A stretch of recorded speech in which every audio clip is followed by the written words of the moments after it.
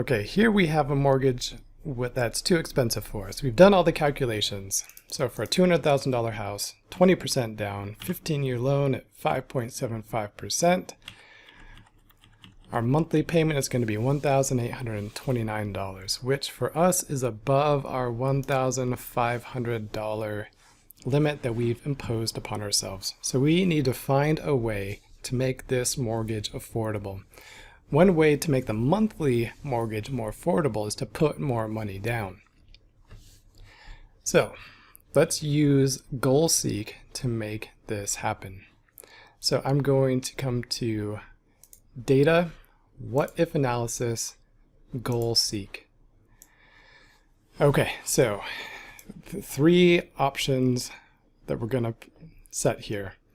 We want to set a specific value, not B9.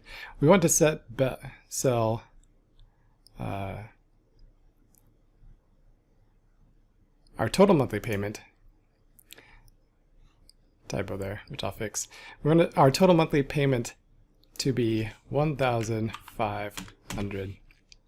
So what are we going to change? We're only going to change the down payment percent. So when I click OK, Microsoft Excel, it's going to manipulate that down payment percent. It's going to kind of guess and check until it narrows in on a value that's going to give me the affordable mortgage that I want. So I'm going to click OK. I'm going to go real quick. Okay, it found it. So I click OK. And it tells me that if I put 40% down, it's quite a bit down, then I can bring that payment down to $1,500.